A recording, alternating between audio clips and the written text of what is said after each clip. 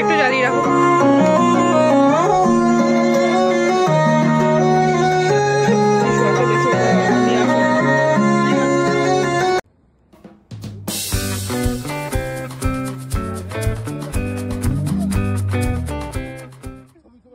Hello my lovely viewers, welcome back to my channel life with Sanjukta. চলে এসছি আবার একটা নতুন ভিডিও নিয়ে, আর আজকের ভিডিওটা কিন্তু বেশ ইন্টারেস্টিং হতে চলেছে। হঠাৎ প্ল্যান করে আমরা কজন বন্ধু মিলে উইকেন্ডে রওনা দিলাম মন্দারমণির উদ্দেশ্যে। আর যে কোনো সাডেন প্ল্যান মানেই তো তোমরা জানো ট্রেনে টিকিট পাওয়া একদম অসম্ভব ব্যাপার।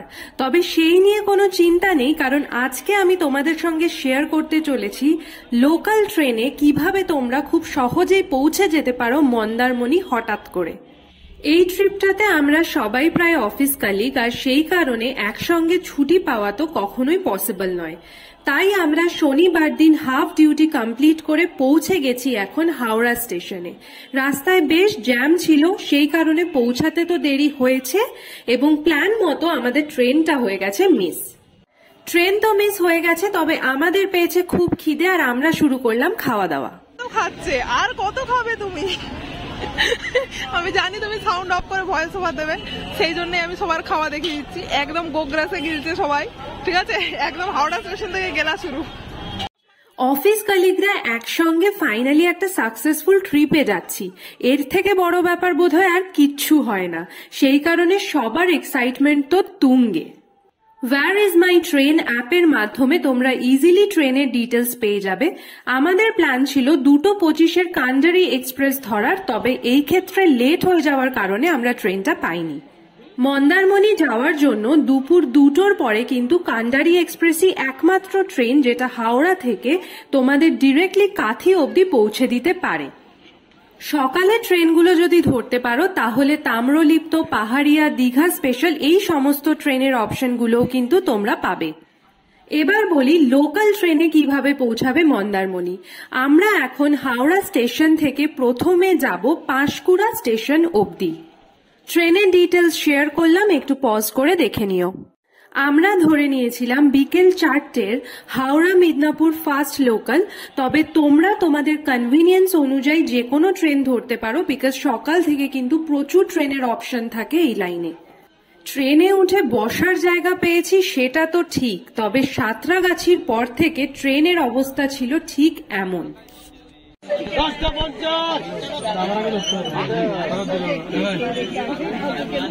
ট্রেন কিন্তু আমাদের প্রায় রাইট টাইমেই পৌঁছে দিয়েছিল পাঁশকুড়া স্টেশন।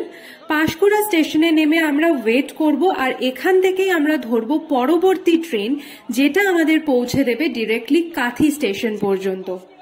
শনিবার দিন পাঁশকুড়া থেকে কাথি যাওয়ার এই 3টে গাড়ি কিন্তু অ্যাভেলেবল থাকে, তো সেই কারণে গাড়ির টাইম অনুযায়ী প্রিভিয়াস ট্রেনগুলো তোমাদেরকে ধরতে হবে। আমরা এখন উঠে পড়ব 6:20 পাঁশকুড়া দীঘা এমু স্পেশাল ট্রেনে। এই ট্রেনটি আমাদের কাথি স্টেশনে পৌঁছে দেবে সন্ধ্যা 7:54।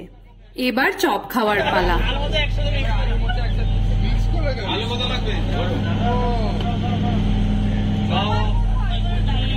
পাঁশকুড়ার চপ তো বিশাল ফেমাস। মাত্র 10 টাকার এই চপ কিন্তু খেতে বিশাল আহামরি না হলেও বেশ ফ্রেশ।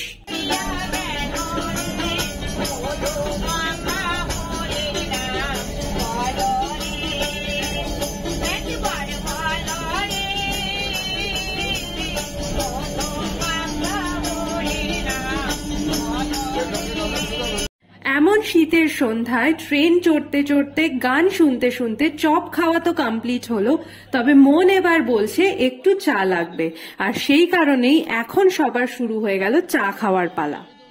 এই ট্রিপটা কিন্তু অনেকে বাসেও করে থাকে, তবে বাস আর ট্রেনের মধ্যে কি ডিফারেন্স আছে সেটাও আমি তোমাদেরকে বলবো।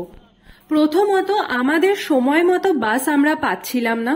যদিও কোনো বাস অ্যাভেলেবল ছিল, তা কিন্তু পৌঁছাতে অনেক বেশি সময় নিচ্ছিল এই ট্রেনের থেকে। আর যদি খরচার কথা বলি, বাসের তুলনায় ট্রেনের খরচাটা কিন্তু আমাদের অনেকটাই কম পড়েছে, যেটা আমি তোমাদের সঙ্গে খুব শিগগিরই শেয়ার করে দেব। এখন বাজে 8:13। আমরা পৌঁছে গেছি কাথি স্টেশন।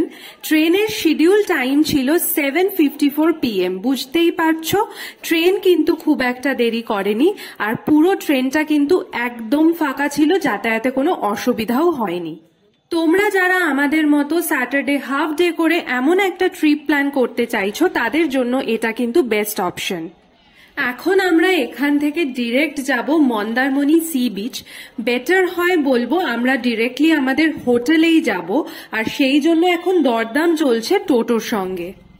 এখানে আসার আগে আমরা অনেক খোঁজ খবর করেই তবে এসছি, তবে এবার তোমাদেরকে ক্লিয়ারলি কিছু জিনিস বলে দিই। মন্দারমণি যাওয়ার জন্য তোমরা ইদার কাথি স্টেশন অথবা আশাপূর্ণা দেবী এই স্টেশনে নামতে পারো। আশাপূর্ণা দেবী স্টেশনে নেমে তোমরা বাইরেই পেয়ে যাবে টোটো স্ট্যান্ড। সেখান থেকে টোটো ভাড়া পড়বে মাথা পিছু 30 টাকা করে চাউলখোলা অবধি। চাউলখোলা থেকে আবার তোমাদের যেতে হবে টোটো করে মন্দারমণি সি বিচ। সেক্ষেত্রে তোমাদের ভাড়া পড়বে অ্যাপ্রক্সিমেটলি 30 থেকে 40 টাকা আগেন। এই যে ইনফরমেশনটা দিলাম এটা কিন্তু সম্পূর্ণভাবে সার্চিং এর মাধ্যমে আমরা যেটা জানতে পেরেছি সেটাই তোমাদেরকে জানালাম।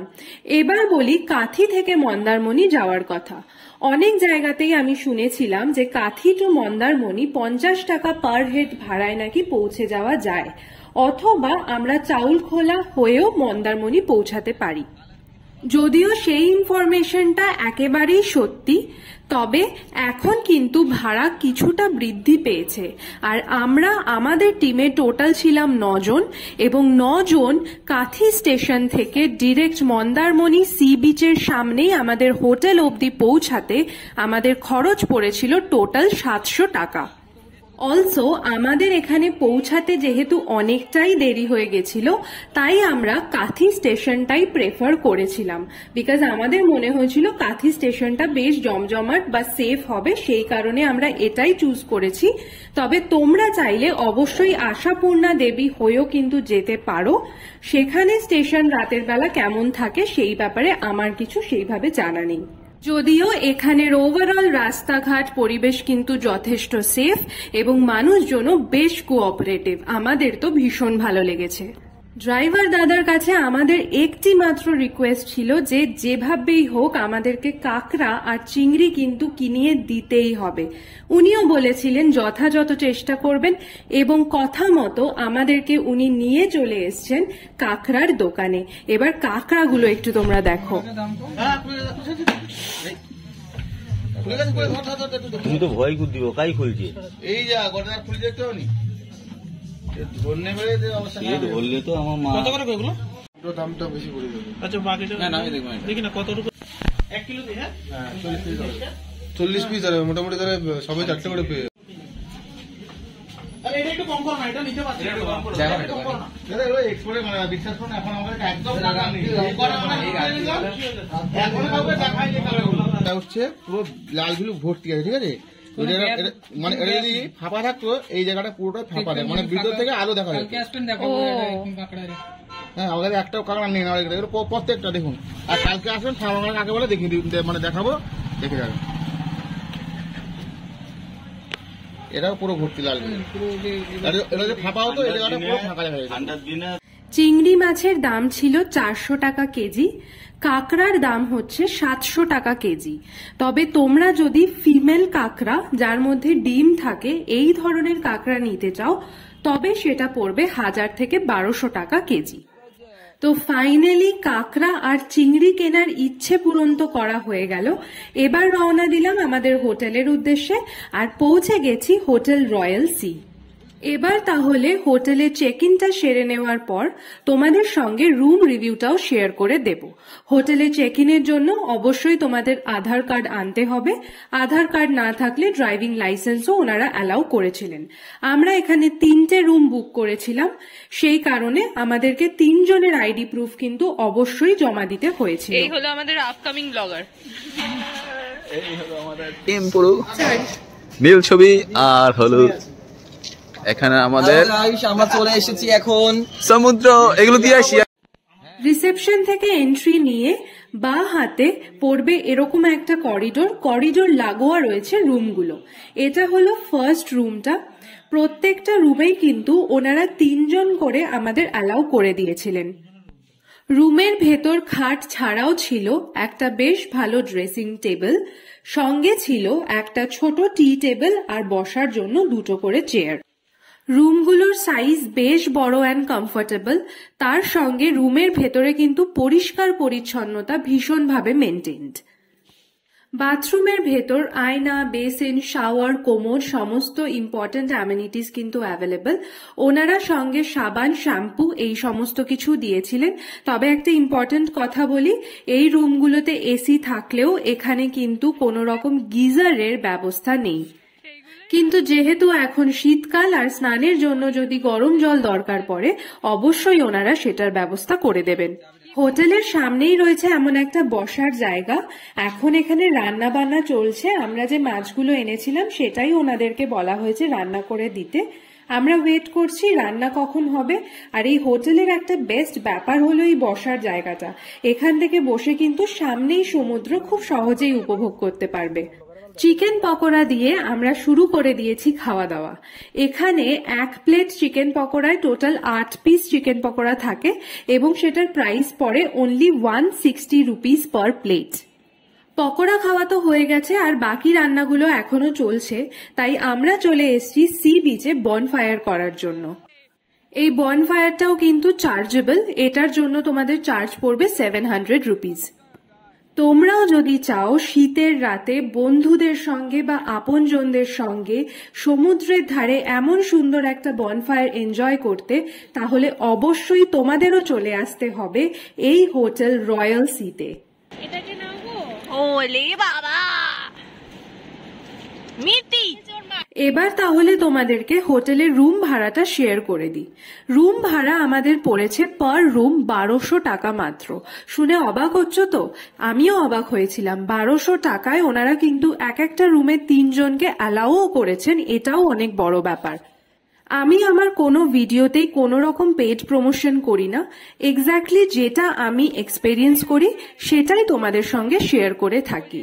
তবে আমার মনে হয়েছে পার্সোনালি 1200 টাকায় এরকম একটা রুম আর এরকম একটা এনভায়রনমেন্ট পাওয়া গেলে একটা উইকেন্ড ট্রিপের জন্য কিন্তু এটা খুবই ভালো একটা অপশন হতেই পারে। রুম রেন্ট তো বলেই দিলাম, এছাড়া খাওয়ার যে যেমন নেবে সেই অনুযায়ী দাম পড়বে। আমাদের খাওয়ার রেডি, চলো তবে যাওয়া যাক। এই মাছগুলো রান্না করতে পার কেজি চার্জ পড়ে 200 টাকা করে। কেমন বলো? অসাধারণ।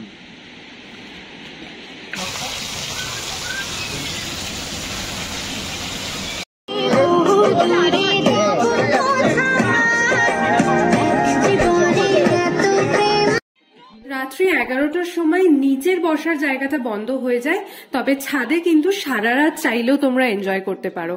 আমরা ছাদে একটু গল্প করছি আর একটু পরেই আমরা আজকে রাতের ডিনারটা সেরে ফেলবো। ডিনারে ছিল মাটন অ্যান্ড রাইস, যেটার প্রাইস পড়েছিল পার হেড 400 টাকা। তবে টেস্ট কিন্তু খুবই অ্যাভারেজ ছিল। এই ট্রিপে আমাদের মাথা পিছু কত টাকা খরচা পড়েছে সেই ডিটেলস আমি তোমাদের সঙ্গে আমার পরবর্তী ভিডিওতে শেয়ার করব।